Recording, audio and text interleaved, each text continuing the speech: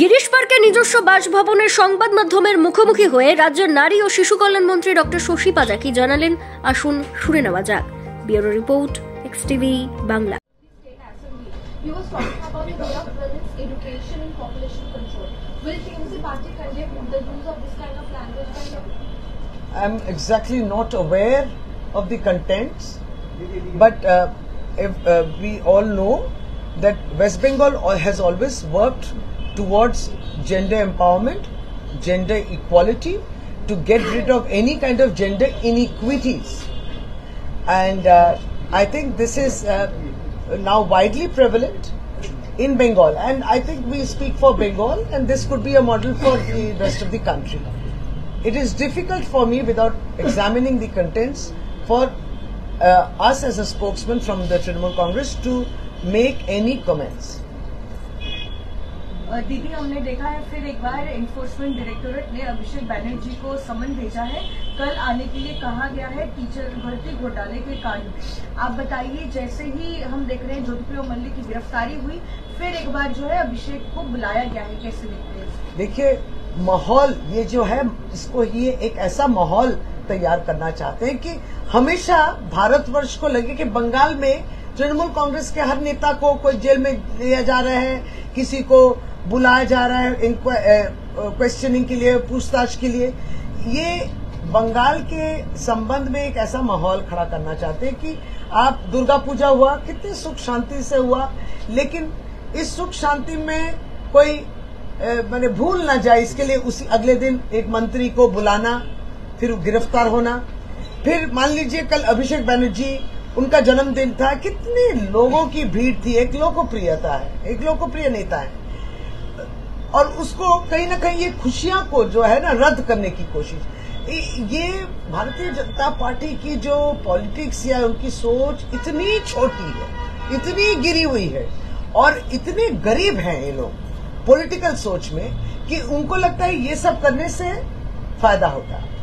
हम लोग क्यों कह रहे बीजेपी? क्योंकि बार बार बीजेपी इस हद तक गई है प्रमाण करने के लिए कि सीबीआई ईडी का जो भी मूवमेंट होता है वो केवल पॉलिटिकल सिग्नल द्वारा होता है। नहीं तो क्यों भारतीय जनता पार्टी नेतृत्व धमकी देती है कि ज्यादा बदमाशी मत करो, नहीं तो फिर हम इसको बुला देंगे। माने कोई बीजेपी के विरुद्ध में बोलेगा तो सीबीआई ईडी आपके दरवाजे पहुंचेंगे। खैर, अभिषेक बंदोपाध्याय में भी हम लोग ने देखा कि कल तीसरी बार बुलाया जा रहा है ईडी।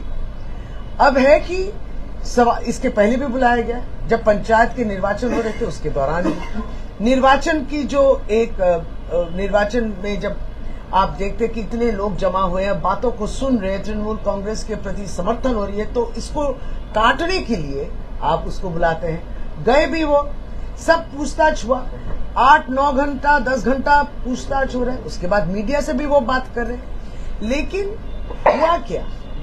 फिर बुलाया जा रहा है। तो ये है, ऐसा माहौल खड़ा करो कि हमेशा एक डिस्टर्बेंस हो, तृणमूल कांग्रेस बदनाम हो, और बंगाल को एक नेगेटिव तरीके से भारत देखे।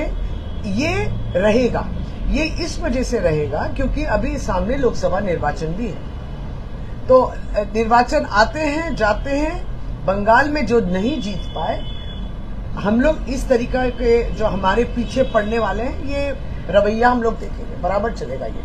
तो अभिषेक बंदोपाध्याय, हमारी की तो बात है, दो दिन पहले हम लोग ने प्रेस कॉन्फ्रेंस किस विषय को लेकर किया कि 6 उदाहरण हमने दिया कि 6 लोगों का नाम दिए जो भारतीय जनता पार्टी के सांसद हैं, उनकी इतनी संपत्ति बढ़ गई, कहां से बढ़ी? वो निर्वाचित हैं, तो उनको कोई नोटिस भेजा है सीबीआईडी का? किसी ने उनको बुलाया है पूछताछ के लिए? कुछ नहीं, क्योंकि वो भारतीय जनता पार्टी के, और जहां नॉन बीजेपी हो, वहां दिल्ली के मुख्यमंत्री हो और सब जगह जो है सबको, या तो तृणमूल कांग्रेस को तो हमेशा बुलाने में मस्त रहते हैं।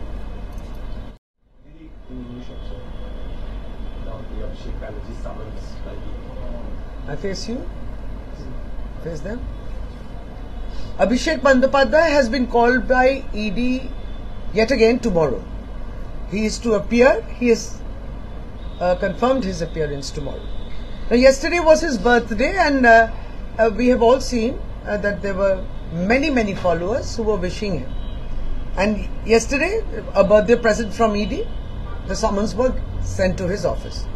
Yet again, another witch hunt, another example of vendetta politics, and BJP party leaves no stone unturned to prove every day that it is on their political signal that the investigative agencies are chasing all the non-BJP governments and the non-BJP political parties, and in Bengal, of course, especially Trinamool Congress and Abhishek Bandyopadhyay. So, Abhishek Bandyopadhyay himself has challenged that he has in the past also said, if you want to put me in jail, I challenge you. So this is the challenge he has offered. What are they trying to prove? They cannot prove anything because there is no substance in these allegations. So the idea is, let's continue with the allegations, keep up this environment till again Lok Sabha comes, create a negative perception about Bengal and about Trinamool Congress. So it is purely to malign, witch hunt, vendetta politics, selective targeting, and to bother Trinamool Congress because we are already preparing for Lok Sabha. So when we are preparing for Lok Sabha, to keep us away from the process, this is a calculated, I would say, but obviously it will be a failure. Thank you. ধারা সেখানে উল্লেখ আছে, যদি 498 সেখানে রয়েছে, 304 রয়েছে, এবং সেই ক্ষেত্রে যদি গ্রেফতার করতে হয় তাহলে পারমিশন নিতে হবে। এটা কিভাবে হয়? না, আমি বলি, আমি প্রথমে হচ্ছে যে টুইট করেছেন, সে টুইট আমাদের দেখানি, আমার দরকার নেই। আমি বলছি যে আইনের বিষয়ে, ল এন্ড অর্ডার, এটা পুলিশ আইনজীবীরা দেখুক। আমরা রাজনৈতিক দলকে যদি বিলং করি, স্পোক্সম্যান হিসেবে আমাদের এর মধ্যে কি বক্তব্য আছে? আইন তার আইনের পথে চলুক, এটাই তো বলছি। স্টেট পুলিশ হোক আর সিবিআই ইডি হোক, তাদেরকে তো কাজ করতে দিতে হবে, কিন্তু প্রত্যেকটি রাজনৈতিক নেতা এর মধ্যে কি বক্তব্য রাখছেন, কি নিদান রাখছেন, এবারে তিনি অ্যাডভাইস দিচ্ছেন, পরামর্শ দিচ্ছেন, এইগুলো তো দরকার নেই। আপনি রাজনৈতিক নেতাদের বক্তব্য নেবেন না এই বিষয়ে, পুলিশকে তার কাজ করতে দিন। পুলিশ আইন মেনে কাজটা করবে। যদি মনে হয় আইন মেনে কিছু হচ্ছে না, তাহলে কোর্টের দ্বারস্থ হবে। ওই অবধি থাকুক পুলিশ এবং জুডিশিয়ারি, প্রশাসন। বকেয়া টাকা পেল বাংলা 5,800, আর সারাদিন আরো আবার আমাদের মিডিয়া ব্রিফিং হবে, আমরা আরো অন্যান্য প্রশ্ন এবার ইংরেজি আর ওটা। প্রিয় মল্লিক সদ্য তিনি বলেছেন যে তিনি নির্দোষ, তিনি কোন রকম দোষ করেননি, 13 তারিখ ব্যাংশাল আদালতে যাবেন এবং তিনি সেখানেও কিন্তু সেই জায়গাটা একটু আগে তিনি বললেন যে তিনি নির্দোষ। একটা আলাদা কিছু বলা নেই। আমরা তো আবারও বলি, এনকোয়ারি তো চলছে, এনকোয়ারিটা ত্বরান্বিত করুন এবং তার বক্তব্য শোনা হোক। নিশ্চয়ই আমরাও তো শুনছি। আমাদের দলের সভাপতি, রাজ্য সভাপতি বলেছেন যে আমরা নজর রাখছি। Did you mention about the Diamond Harbour where an alternative candidate is being offered? Do you think any such candidacy will polarize or favor the BJP candidate? You see, Trinamool Congress does not believe in polarization of votes. Now, there are other parties who are in opposition to Trinamool Congress have such calculations, which is very unfortunate. If it is polarization along religious lines, communal polarization, or along lines of language, caste, creed, this is a very unfortunate equation or strategy that they are taking. Diamond Harbour, like any other Lok Sabha seat all over India, is open to anybody, any political party to contest. So what is the hullabaloo about? This is not a cinema. This is not a political stunt. If somebody is very interested to stand, and if their party offers their candidature to that particular candidate, please do stand. We work for people's development and pro-development policies. That's what we believe in. Abhishek Banerjee is not a person who's going to run away from any electoral maidan. And we are confident, Trinamool Congress is confident of victory in that Lok Sabha, including other Lok Sabha in Bengal. The so-called rerun or of Sagardigi model, do you think it's... Exactly, that's what we were saying. That's what I was saying in Bengali, that there was an attempt of a Sagardigi model in which then the winning candidate has switched allegiance on his own spontaneously towards Mamata Banerjee. Then we saw the Dhupguri model. In Dhupguri model again, CPM, BJP and Congress got together. But what happened finally? Two parties lost deposits, somebody came third, second, etc. So that also failed and it fell flat. Now they're talking about a Diamond Harbour model. Let them talk. You see, their models only suddenly gain face when there is election.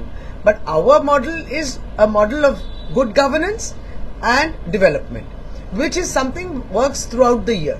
We will put that model in front and fight for elections. No. Wait. I have a question. Yesterday we have seen that Nitish Kumar made a derogatory comment. এইটাই আমাদের কালকে অভিষেক বন্দ্যোপাধ্যায় যে ডাকার সম্বন্ধে বলা। কি রক্ষা কবচ বা আদালতের কোনো দ্বারস্থ এই ক্ষেত্রে কি কোনোভাবে হচ্ছেন কেউ নাকি না উনি যাচ্ছেন বলে আদালতের কাছে যাচ্ছেন? না দেখুন, তার আইনজীবী যেমন বিষয়টা দেখছেন তিনি যাচ্ছেন বলছেন। এবার আপনাদেরকেও আমরা বলি যে আপনারাও তো এই প্রশ্নগুলো সিবিআই, ইডি, এই সারদা নারদা ট্রায়ালস গুলো আরম্ভ হয়নি, এসএসসি চলছে তো চলছে। একটা জাস্ট উদাহরণ দিই যে এই রেশনের ক্ষেত্রে আপনারা জানবেন, এটা আপনারা বলছেন না, 2020 সালে স্টেটের পক্ষ থেকে, এই রাজ্য সরকারের পক্ষ থেকে কিন্তু এফআইআর করা হয়েছিল যখন 2-4টে জেলাতে দেখা গেছিল একটা ইরেগুলারিটিস ছিল এই রেশন ব্যাপার নিয়ে। এটা কিন্তু রাজ্য সরকার এই উদ্যোগ নিয়ে বলেছিল, এফআইআর করেছিল। এইগুলো কিন্তু সামনে আসে না, এইগুলো যেন কেউ বলতে চায় না। কিন্তু তারপরে ইডি যখন চলে এলো তার 1.5 বছর লাগলো তার ইসিআইআর করতে। ফলে উদ্দেশ্যটা পরিষ্কার করতে হবে। তাদেরকে যদি ব্যবহার করা হয়, তাদেরকে যদি নিরপেক্ষ না রাখা হয়, তাহলে এইভাবেই দেখবেন। আমরা যে 6টি উদাহরণ দিলাম, সাংসদদের, বিজেপি সাংসদদের কিভাবে তাদের সম্পত্তি বৃদ্ধি হয়েছে, আইটি তারা দেখুন কিভাবে তাদের সম্পত্তির উল্লেখ করেছেন আর কোথায় উল্লেখ করেননি, কিন্তু তাদেরকে ডাকা হয় না। তাহলে নিরপেক্ষতার নিয়ে তো প্রশ্ন থাকে। দিদি, এই যে রেশনের কথা আপনি বললেন, আমরা দেখলাম যে গতকাল যে প্রেস রিলিজ দিয়েছে এনফোর্সমেন্ট ডিরেক্টরেট, সেখানে বলা হচ্ছে যে চাষিদের কাছ থেকে কৃষকরা যে ফসল ফলাচ্ছেন সেই ফসলের একটা অংশ নিয়ে গিয়ে এই ধরনের চক্রান্ত বা এই ধরনের যে স্ক্যামটা সেটা চালানো হচ্ছে এবং সেখানে কোটি কোটি টাকা হদিশ পাচ্ছেন তদন্তকারীরা, কখনো নোট বা কখনো দেখা যাচ্ছে ব্যাংক ট্রানজাকশন। আবারও বলি, এখানেই আমরা বলছি যে আমরা যেমন বলছি যে একটা ষড়যন্ত্র তৃণমূল কংগ্রেসের বিরুদ্ধে, সিবিআই যদি মনে করে একটা চক্রান্ত হয়েছিল ইত্যাদি, যারা তাদেরকে পরিচালন করছেন তাদেরকে বলুন, ইনভেস্টিগেটিভ এজেন্সিস গুলোকে বলতে যে এই এনকোয়ারিটি যেন তাড়াতাড়ি শেষ হয়। এই ইনভেস্টিগেশন একটা তার শেষটা দেখতে চাইছি আমরা। কিন্তু অভিযোগ কিন্তু দোষী প্রমাণ, তার মধ্যে একটা বিস্তর ফারাক রয়েছে। আমরা আজকে যেটা দেখছি, যেটা বিজেপি তরফ থেকে বলা হচ্ছে যে বাঁকুড়ায় একটা বিজেপি কর্মীর মৃত্যু হয়েছে এবং সেখানে এই মুহূর্তে আমি আপনাকে আগেও বললাম, আমাদের সারাদিন ব্যাপী মিডিয়া ব্রিফিং হবে, অন্যান্য আরো অনেক প্রশ্ন ধরা হবে। যেটা গাম্ভীর্য দিয়ে আমাদের আজকে আপনারা এসছেন, আমি ধন্যবাদ জানাই এসছেন, সেটা হচ্ছে অভিষেক বন্দ্যোপাধ্যায়কে যে সামন দেওয়া হয়েছে এবং তার পিছনে কি উদ্দেশ্য, এবং নিরপেক্ষতা নেই আর রাজনৈতিকভাবে পরিচালিত ইনভেস্টিগেটিভ এজেন্সিসকে যে ব্যবহার করা হচ্ছে, কি অপব্যবহার করা হচ্ছে, সেটা নিয়ে আবারও বলা যে অভিষেক বন্দ্যোপাধ্যায়কে টার্গেট করেছেন, আপনি ভেন্ডেটা পলিটিক্স করছেন, এটা একটা হেনস্থা করার জন্য তার পরিবার সদস্য সকলকে। কিন্তু এতবার, 2বার তিনি গেছেন, প্রশ্ন উত্তর জবাব দিয়েছেন, 8-9 ঘন্টা ধরে প্রশ্ন উত্তর করা হয়েছে, কিন্তু সিলেক্টিভ নির্দিষ্টভাবে একটি দল নেতা তাদেরকেই ডাকা, এটা আমরা দেখছি বাংলায় করছে, ভারতবর্ষ তো করছে, বাংলায় করছে। এবং আবারও কালকে অভিষেক বন্দ্যোপাধ্যায় ডাকার পিছনে ভারতীয় জনতা পার্টি প্রমাণ করে দিল যে হ্যাঁ, আমরা এদেরকে ব্যবহার করছি হেনস্থা করার জন্য। প্রতিদিন এই উদাহরণ উঠে আসছে।